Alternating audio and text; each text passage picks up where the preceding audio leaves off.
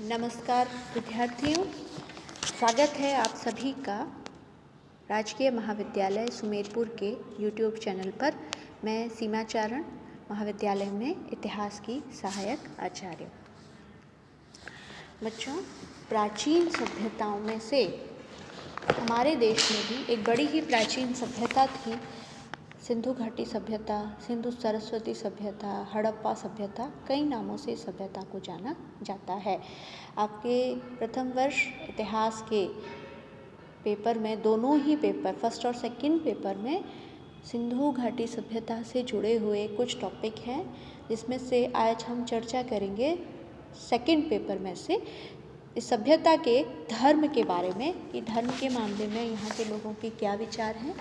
हालांकि अभी तक जो मोहरों पर हमें अभिलेख मिले हैं या शिलाओं पर थोड़े बहुत अभिलेख हमें मिले हैं, वो अपाठ्य हैं, उनको हम पढ़ नहीं सके हैं लिपिकीय जटिलताओं के कारण। लेकिन फिर भी हमें वहाँ से जो पुरावशेष प्राप्त हुए हैं, जो मूर्तियाँ मिली हैं, सीलों पर जो चित्र मिले हैं, या नगर नियोजन में कुछ और चीज़ें मिली हैं, मृतक संस्कार के बारे में हम कुछ कल्पना कर सकते हैं कि मोहनजोदड़ो, हड़प्पा के लोगों के धार्मिक विश्वास क्या क्या थे।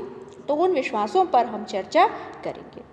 धर्म के क्षेत्र में वैसे इस सभ्यता का महत्वपूर्ण योगदान है। इस सभ्यता की अविरल धारा आज तक चलती चली आ रही है।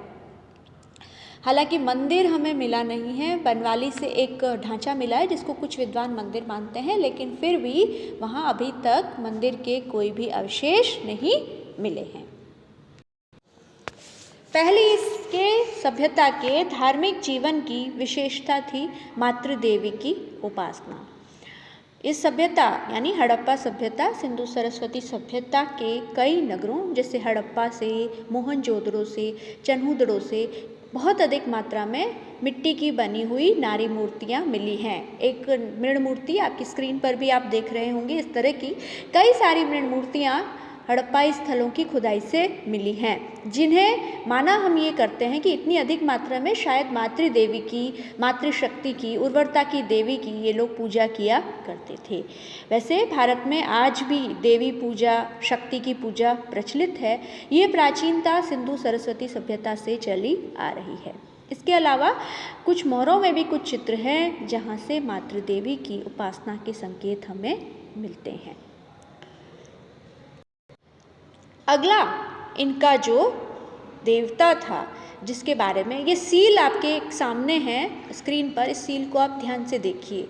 यहाँ जो है एक योगी है, योग की मुद्रा में बैठा है। उसके सिर पर जो 3 श्रृंगी मुकुट है, इसके 3 नेत्र हैं, आंखें बंद है। इसके चारों तरफ आप देखो शेर, हाथी, व्याघ्र, गेंडा, हिरण, ये सारे पशु इसको घेरे हुए हैं। पद्मासन की मुद्रा में ये योगी बैठा है। अब थोड़ा सा हिंदू माइथोलॉजी पे आप विचार करो कि आज के युग में ऐसा कौन सा देवता है जिसकी हम पूजा करते हैं, जो योगी है और जिसके 3 आँखें हैं। सही आप पहचान रहे हैं। आज हम जो है शिव को त्रिनेत्री, त्रिशूलधारी के रूप में पूजा करते हैं, और योगी तो शिव हम शुरुआत से ही मानते हैं कि उनको सांसारिक जीवन से कोई मतलब नहीं है, वो योगी है। इसके अलावा शिव का एक रूप जो कि बड़ा ही प्रसिद्ध है, आप जानते हैं सभी कि नेपाल में पशुपतिनाथ का एक मंदिर है। वो शिव ही है, लेकिन वो पशुओं का उद्धारक है, पशुओं का देवता है। तो यहाँ जो है, वैसे जॉन मार्शल, जिन्होंने इस सभ्यता को पूरी दुनिया के सामने उद्घाटित किया, उन्होंने इस मोहर को देख करके इसे आद्य शिव या प्रोटो शिव कहा है। लेकिन शायद मार्शल भारत की सांस्कृतिक परंपरा से विदेशी होने के नाते इतने अच्छी तरह से परिचित नहीं थे। तो हम तो पशुपतिनाथ शिव की आप सभी जानते हैं आराधना आज बहुत व्यापक रूप से होती है। तो ये मोहर जो है, आज के विद्वान, आज के इतिहासकार मानते हैं कि पशुपतिनाथ शिव की मोहर थी। यानी शिव कोई बाद में प्रविष्ट हुए भारत के हिंदू धर्म में, ऐसा नहीं था। सिंधु सभ्यता से ही शिव की उपासना अलग अलग रूपों में की जाती रही होगी। ये मोहर इसका संकेत करती है।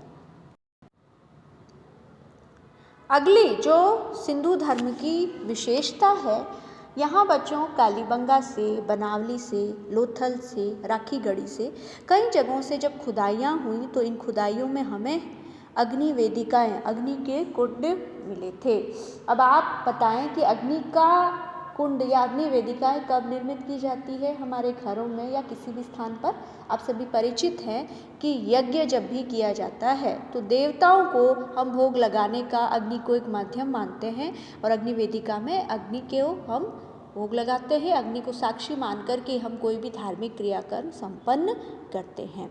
तो ये जो वेदिकाएं हैं ऐसा माना जाता है कि संभवतः धार्मिक प्रयोजनों के लिए प्रयुक्त होती थी। बनवाली और राखी गढ़ी से गोलाकार या वृत्ताकार अग्नि वेदिकाएं मिली हैं जिनको कि अर्धवृत्ताकार ढांचे के मंदिर में या घेरे में संयोजित किया गया था। अगली सैंधव धर्म की विशेषता है पशुओं की पूजा। आपकी स्क्रीन पर आपको एक मोहर दिखाई दे रही होगी, मोहनजोदड़ो से मिली हुई मोहरें हैं, ये इस संस्कृति से मिली हुई मोहरें हैं। ये किस पशु की मोहर है? आप सभी देख रहे हैं कि ये जो है बैल की मोहर है। ऐसी मोहरें बहुत अधिक मात्रा में हमें मिली हैं जिन पर पशुओं का अंकन किया जाता था, कई सारे पशुओं का अंकन किया जाता था और इनमें सबसे ज़्यादा जिस पशु का अंकन किया जाता था, अब आपके सामने आपकी स्क्रीन पर आएगा, वो पशु है एक श्रृंगी वृषभ, वो बैल जिसका एक ही सींग हो। हड़प्पा सभ्यता में, सिंधु सरस्वती सभ्यता में मोहरों पर जिस पशु का सबसे अधिक अंकन किया गया था वो था एक श्रृंगी वृषभ।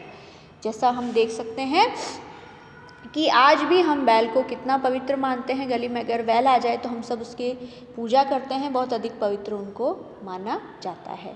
कई सारे मोहरें हैं जिनको शायद धूप दंड के सामने रखा जाता था जिसके कारण उन पर जो है कालिक सी लगी हुई है। इसके अलावा भी आपकी स्क्रीन पर आपको एक मोहर ज़रूर दिखाई दे रही होगी। इस मोहर पर ये एक पीपल का पेड़ बना हुआ है। ऐसी बहुत अधिक मात्रा में, ये तो मैंने आपको एक छोटा सा उदाहरण दिया है वृक्ष पूजा का कि ये हड़प्पा सभ्यता के, सिंधु सरस्वती सभ्यता के लोग वृक्षों को पवित्र मानकर उनकी पूजा किया करते थे। इस मोहर में आप पीपल का पेड़ देख ही रहे हो। आज भी हमारे वैदिक धर्म में पीपल के पेड़ को अत्यधिक पवित्र माना गया है, उसको तोड़ना निषिद्ध माना जाता है। तो प्रकृति की दी हुई इन वस्तुओं की जैसे आज हम उपासना करते हैं, ये उपासना सदियों पहले सिंधु सरस्वती सभ्यता के निवासी भी किया करते थे। कुछ मोहरों पर स्वास्तिक, चक्र और क्रॉस जैसे मंगल चिन्ह भी मिलते हैं जो कि काफ़ी अधिक संख्या में उनका अंकन किया जाता था। अब आपकी स्क्रीन पर आपको एक चित्र दिखाई दे रहा होगा। अगली मैं जो बात करने जा रही हूँ जल की पवित्रता या स्नान की महत्ता का। बच्चों, आज भी हमारे घरों में जब भी कोई महत्वपूर्ण धार्मिक कृत्य संपन्न होता है, जब भी कोई पूजा पाठ हवन करते हैं तो सबसे पहले हम अपने शरीर को, मन को, आत्मा को जल द्वारा पवित्र करते हैं। इस विधि को हम स्नान कहते हैं। मोहनजोदड़ो से आप सामने देख रहे हैं आपकी स्क्रीन पर, ये इस तरह का एक तालाब सार्वजनिक स्नानागार है जो कि ऐसा नहीं है कि साइड में है, शहर के बीचों बीच है। इसमें देखो नीचे उतरने के लिए दो तरफ से सीढ़ियाँ दी गई हैं, जिप्सम की इसमें परत जमाई गई है जिससे कि ये वाटरप्रूफ रहे, जलरोधी रहे। इसके चारों तरफ कुएँ थे जिनसे इसमें पानी भरा जाता था। जैसा कि बाहर वाले विद्वान तो लगा उनको कि शायद ये स्विमिंग पूल रहा होगा, लेकिन भारतीय संस्कृति से जो लोग परिचित हैं वो सभी जानते हैं कि भारतीय संस्कृति में स्नान को एक बहुत पवित्र कर्म माना गया है और जल जो है सभी बुराइयों से, सभी अपवित्रता से पवित्र करने वाला माना गया है। तो शायद सार्वजनिक रूप से ये लोग किसी धार्मिक कृत्य का, किसी हवन का, किसी देवी देवता की पूजा का जब आयोजन किया करते थे तो इस स्नानागार में एकत्रित होकर के सभी पहले स्नान किया करते थे।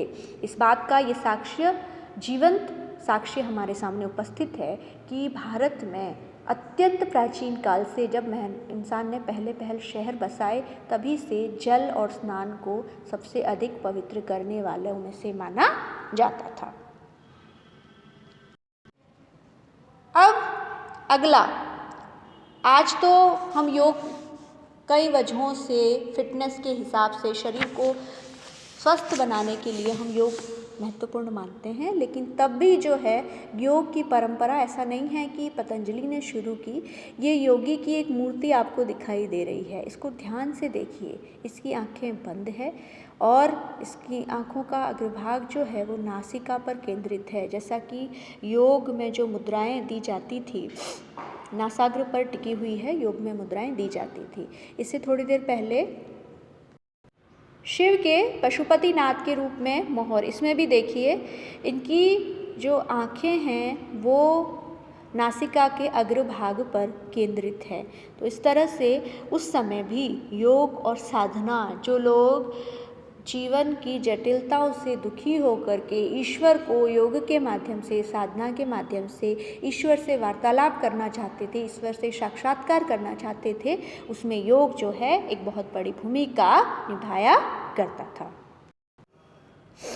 अब हड़प्पा सभ्यता की एक और विशेषताओं के बारे में आते हैं। आपकी स्क्रीन पर आपको एक शवाधान, जो शव दफनाया गया है, वो दिखाई दे रहा है। इस शव के आसपास देखो कुछ वस्तुएं हैं जो कि ज़्यादा महंगी तो नहीं हैं, दैनिक उपयोग की वस्तुएं हैं। अब ये दैनिक उपयोग की वस्तुएं क्यों दफनाया करते थे जब शव को गाड़ा करते थे उसके साथ? तो बच्चों, चाहे मिस्र हो, कई सारी सभ्यताओं में ऐसा माना जाता था कि जो व्यक्ति मरता है, मृत्यु के बाद भी एक जीवन होता है, पारलौकिक जीवन। उस पारलौकिक जीवन में व्यक्ति को जो बेसिक नीड है, बेसिक वस्तुएं हैं, खाने पीने के बर्तन हैं, इनकी आवश्यकताएं शायद पड़ती होंगी और इसी कारण उनके साथ उनके दैनिक उपयोग की वस्तुओं को दफनाया जाता था। जो अमीर व्यक्ति थे, जिसमें एक ऐसा भी शव मिला है जिसने 2 सोने के कड़े पहन रखे थे। बाकी सामान्यतः जो शव हमें मिलते हैं, जो शवाधान गाड़े हुए हमें शव मिलते हैं, उनमें बर्तन वगैरह, दैनिक उपयोग की वस्तुएं, कभी कभी आभूषण, कभी कभी अस्त्र शस्त्र आदि भी रखे जाते थे। इससे ये भी माना जाता है कि वो पारलौकिक जीवन के साथ साथ पुनर्जन्म में भी विश्वास करते थे। ऐसा माना करते थे कि जब इस व्यक्ति का अगली बार जब जन्म होगा तो उसे ये वस्तुएं पहले से जो हम दे रहे हैं उससे प्राप्त होगी। इस तरह से उनका पारलौकिक जीवन और पुनर्जन्म में भी विश्वास था। तो बच्चों, ये थी हड़प्पा सभ्यता या सिंधु सरस्वती सभ्यता के धार्मिक जीवन की मुख्य विशेषताएं। ये विशेषताएं जैसे कि कई सारी आपको मैं बताऊं, चाहे जल की पवित्रता हो, स्नान को एक पवित्र कर्म माना गया हो, योगी और साधना में विश्वास हो, चाहे आद्य शिव, जिनको आज हम शिव के रूप में पूजते हैं, पशुपतिनाथ के रूप में हम शिव को पूजते हैं, या मातृशक्ति या शक्ति की उपासना हो, ये सारी जो धार्मिक व्यवस्थाएं हैं, ये आज की नहीं है, कुछ 100 वर्षों की नहीं है, या वैदिक काल की भी नहीं है। उससे बहुत ही पहले जब भारतीयों ने पहले पहल शहर बसाए, तब अपने धार्मिक जीवन की उत्सुकता को शांत करने के लिए इन देवी देवताओं का, जिनमें पशुपतिनाथ हैं, योग की उपासना है, जल की पवित्रता है, अग्नि वेदिकाएँ हैं, मातृदेवी की उपासना है, कुछ पशु जैसे कि बैल, एक शिंगी वृषभ, इनको पवित्र माना गया है, और कुछ वनस्पतियों जैसे कि पीपल, जिसको आज भी हम सबसे पवित्र वृक्ष मानते हैं, ये परंपराएं अनंत काल से भारत में चलती चली आ रही है। इसकी प्राचीनता साबित करने के लिए हमारे सामने हड़प्पा सभ्यता एक जीवंत साक्ष्य के रूप में है। आज चित्रों के माध्यम से मैंने हड़प्पा सभ्यता के कुछ टॉपिक समझाने चाहे। कैसा लगा चित्रों के माध्यम से मेरा किया गया प्रयास? ज़रूर आप अपने कमेंट्स सेक्शन में कमेंट दें, ताकि हम भी जो हमारे लेक्चर में कमियां रह गई हैं उनको कम कर सकें और आपके ज्ञानार्जन में हम अधिक से अधिक मददगार बन सकें। धन्यवाद। जय हिंद।